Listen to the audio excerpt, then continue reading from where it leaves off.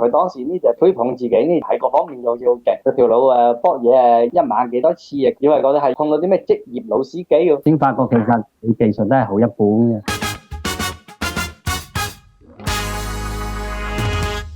歡迎收睇港男港女，我係 Hanky san。我係 Amber。Amber 啦，如果真係講啊，小三要具備一啲什麼嘅條件呢？你要知自己個位置咯，我覺得個位置即係你自己要知道自己係小三，有啲嘢唔係正人係啦，你唔可以越界咯。但係小三就係負責越界噶嘛？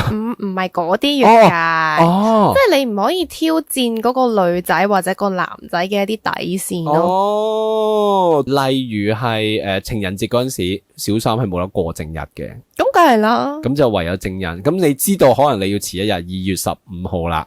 咁樣，咁今日咧，我哋嘅嘉賓咧就同我哋分享佢，因為男人啦，咁佢大人哋15年啦，00後妹妹，我嚟睇下佢係點樣做到嘅先。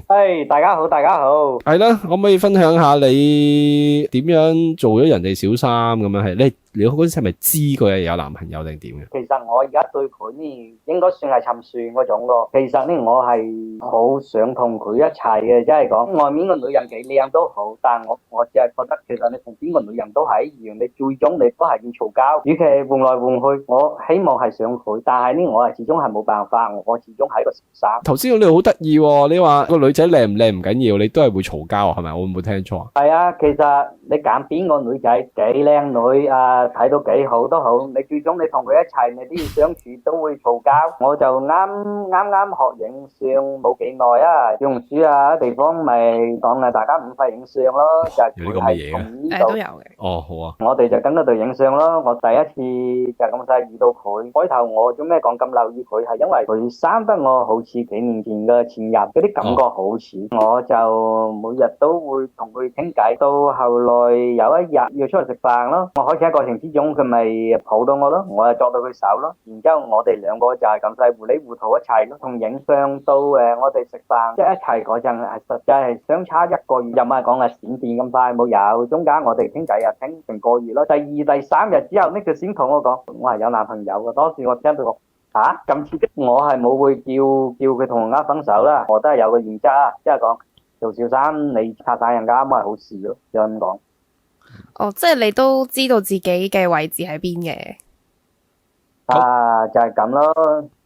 佢開頭嗰陣時，我就覺得算啦，又係咁啦。加上我又想講呢，就係世間係真係冇有啲咩感情啊，即係講條件特別完美個，總會有啲問題個。世間冇有咁完美嘅事噶，又要有錢，又要專一，嗰樣多樣，韓劇先會有噶咋。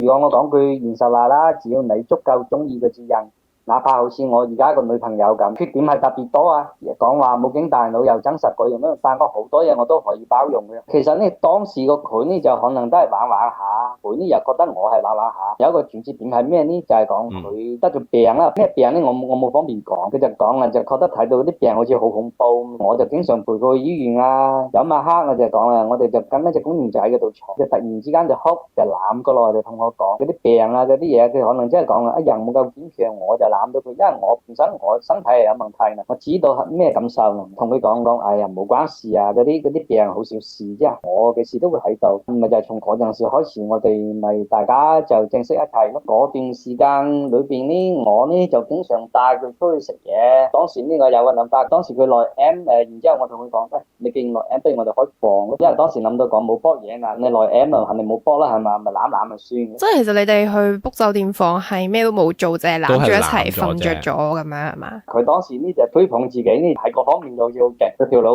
搏嘢一晚幾多次嗰樣啦，又咁樣，以為覺得係碰到啲咩職業老司機喎。當時我聽到係，後來我會幫佢沖涼，會幫佢按摩，然之後會幫佢做前戲，幫佢用手指按摩下面啊，或者先按大髀啊。今次呢就嚟我屋企幫佢按摩啦，又幫佢沖涼啦，前戲咯就係用條脷嚟揦佢下面，然之後就做到佢好咩咯。因為佢得嗰隻病，佢就發覺呢佢可能佢大腦就好興奮咯，但係佢下面好似感覺上冇咩反應，然之後入去過程之中就覺得好似哇好乾啊，好難頂。哦，有咁樣噶，哦，即係呢個係佢病徵嚟嘅其中一個係嘛？係，第三次之後呢就相對算係比較成功嘅啦，因為就直接整一支 KY 落去咯。本身同佢男朋友係 long 啲，即係遠距離噶嘛，係嘛？係啊，long 啲啊，係啊，long 啲啊。有幾 long 啊嗰啲？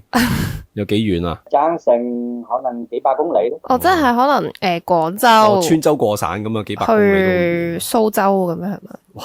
我度唔到。冇字，不過真係冇方便講。我就教佢啦，即係我每次搏嘢就一定要有好長嘅前戲，你咁細你先可以調動到你個性慾啊嘛。如果你一上來你就喺度抄，然之後攞手指篤兩篤再進入，其實真係嗰啲體驗差好多㗎。所以我會教佢嗰樣嘢咯。佢同風月場所嗰啲技師比差太遠嘅，先發覺其實佢技術都係好一般嘅，即係外表清純，但係佢啲人就並不單純，正經驗各方面豐富嘛，一啲都冇豐富。我咁講，初頭以為自己好勁咧，純粹係因為佢井底之蛙，未見過世面，一撞到菠蘿油先知道邊個係老司機。我可以咁講。其實你應該都係中意女仔，係冇乜經驗㗎喎，係嘛？聽你之前都係咁講。最好真係冇咩經驗咯，因為你太有經驗嘛，我覺得你真係閱人無數咯。咁你有冇將以前前度嘅感情投放落佢度啊？其實開頭有啲，後來我自己都發現佢始終都係佢啊，前度真係始終係前度啊，兩個都冇一樣，只係感覺上外表上有啲似，實際冇係啊嘛。佢雖然佢好多缺點。但係我慢慢我都覺得講，我真係中意佢嘅人，即係講係如果真係可以，真係希望唔單止係我女朋友，希望佢係我老婆，但係現實講句冇得，一個佢係有男朋友，二來我年紀真係好大，冇辦法，因為你大佢加上佢嘅人，其實15年唔係真係差好遠嘅啫喎。佢雖然係一隻01年嘅人，但係俾我感覺佢同一隻80年、90年代嘅人冇差乜嘢咯。即係佢都好成熟嘅個腦袋。咁更加冇問題啦，係嘛？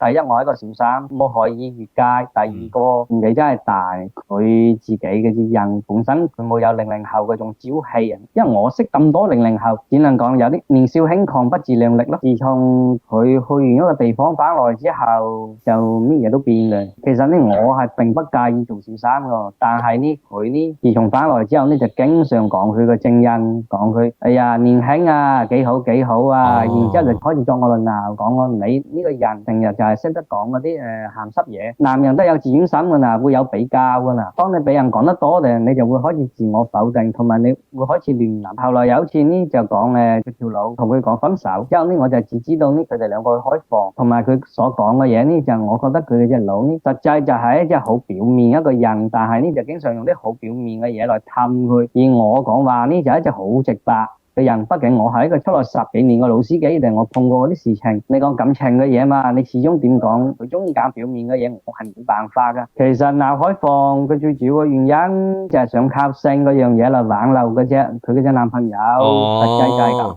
哦，即係鬧完分手之後，諗住同你執翻劑就當冇事嗰啲係嘛？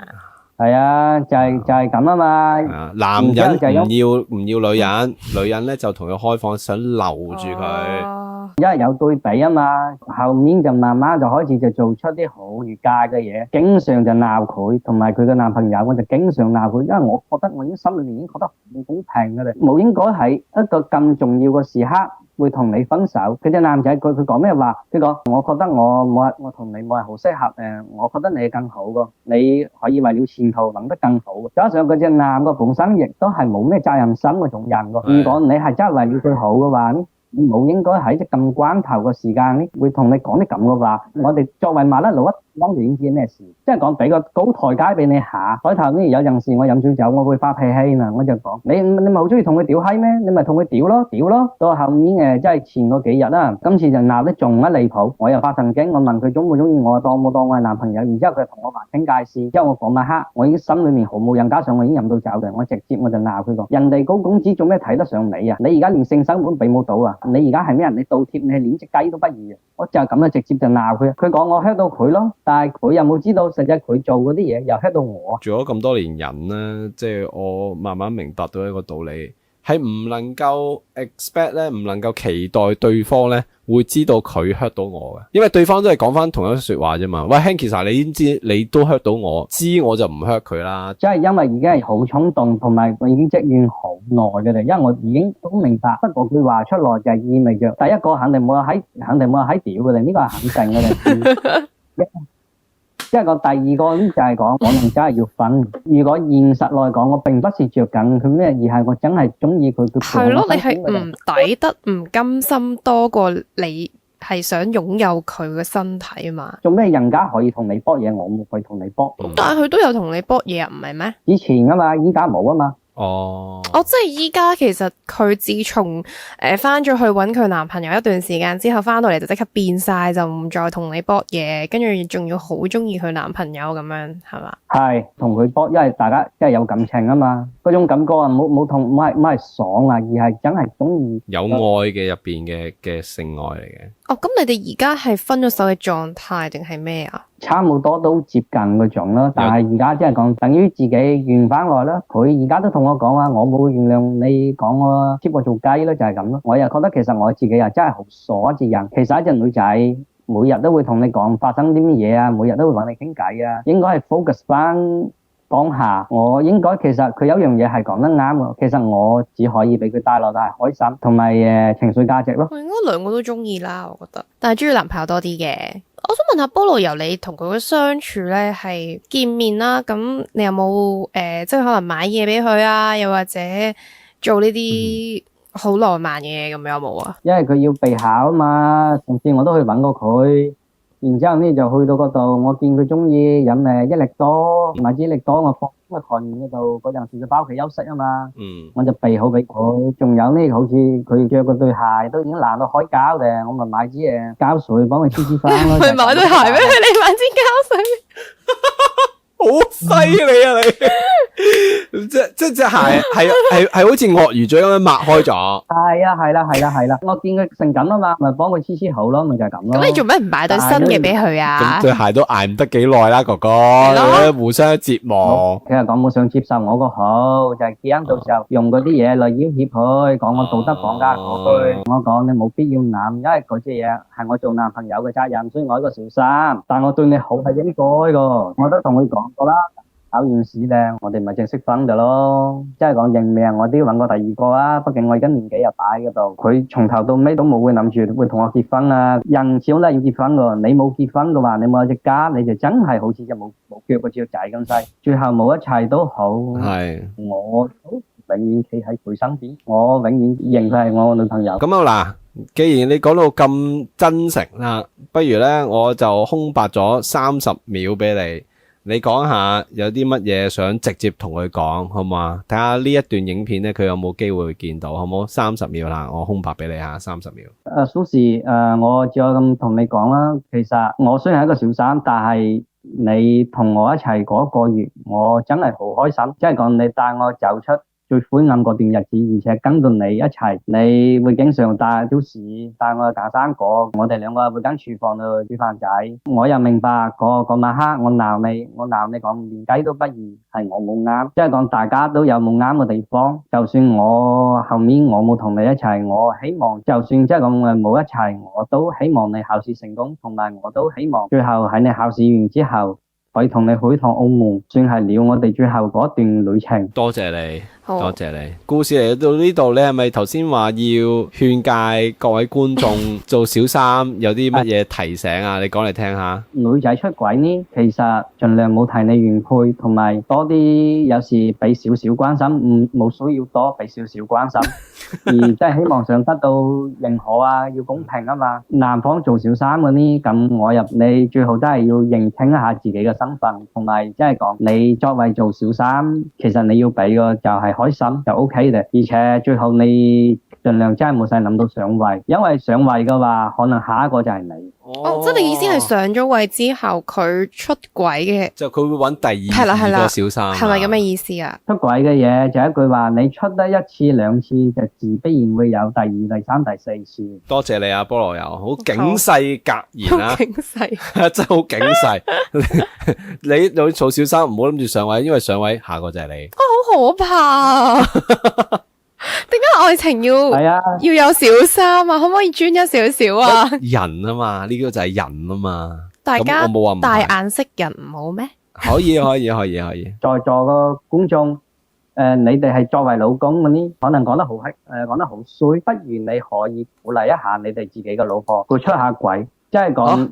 當佢哋有我，如果就算到我結婚嘅話，我可能我都會放我個女人會出去，因為即係講有咁嘅對比，你有咁嘅經驗，就好似我哋一樣，即係講我去得風月場所多嘅，我有我自己嘅判斷，有嘢我先知道講我識選擇。你勸對方出軌，咁對方先至可以喺出邊茫茫人海之中，識得揾翻條翻你身邊嘅路，咁解係嘛？係啊，而且要俾佢明白出軌嗰樣嘢，實際代價係好大嘅。咁啊，多謝菠蘿油你同我哋分享咁多做小三嘅經驗體會，同埋裏面嘅心得要訣技巧。咁啊，希望下次再聽到你把聲音嘅時候咧，你有新嘅發展啦。希望你下次係做證人嘅。係啦，大家都有證人。係。好嘅，好嘅，多謝你啊 ，thank you，拜拜，拜拜。其實佢嗰段說話咧，即係30秒同佢阿 Susie 好感動啊，我自己覺得佢講嗰啲嘢咧好無謂嘅，睇落同你去買菜啊，但係嗰啲先係佢最開心嘅時光。係啊，我記得我好印象深刻，我每次諗起我都要講一次。唔好喊啦！我未喊，我見到你眼水。有乜？唔係我眼本身水汪汪精靈。唔係喎，你真係有啲水喎，唔好流出嚟啊！唔係，我睇一套戲嘅，有啲妖魔鬼怪嘅故事啦，咁樣怪獸就殺死咗個兩公婆，個爸爸媽媽，咁啊剩翻個小朋友，俾個怪獸一捅穿我心臟咁樣，咁啊剩翻最後一口氣。咁老公講：你同佢講最後一句說話啦，咁先大家明啦。嗰度剩翻最後，個阿媽諗咗一諗，最初冇講嘢嘅，講嘅第一句說話係記得食菜，多啲休息，好感動啊！嗰陣時呢啲就係作為母親咧最關心小朋友嗰樣嘢。對菠蘿油嚟講，佢最打動其實就係同佢相處嘅一啲細節，最開心、最同佢體驗到係一個情侶嘅時候啦。因為愛係好純，我見你水汪汪，唔好滴出嚟啊！唔係，真係有啲感動。俾你講完之後，你講食菜，我真係有啲感動。係啊，好係咪好好？因為呢啲係最純粹嘅愛咯，係啊，即係唔係同你講話啊，我哋下世見，又或者啊，我最愛就係你，即係唔係呢啲咁。亦都唔係同佢講阿仔，你將來要成為一個點樣嘅人啊，偉大嘅總統。唔係，我想你食菜。咁啊，今日多謝菠蘿油啦，又呃咗 Amber 幾滴水汪汪眼淚喺度冇流出嚟，即係有少少感動咗啫。係啦，咁啊，大家有咩小三嘅故事，快啲 WhatsApp 同我哋聯絡，一齊分享下。唔係小三都可以嘅，人哋係小三，話你一煩啦。我想聽多啲，好，我哋下集再見，拜拜。以上嘅節目係經過刪剪嘅，如果想睇足本版咧，就記得加入會員啦。加入咗會員之後咧，仲可以入埋我哋嘅 TG Group，同我哋分享個故事嘅嘉賓傾下偈。咁啊，如果你有故事啊，記得 WhatsApp 同我哋分享啦。而家就訂閱同加入會員啦。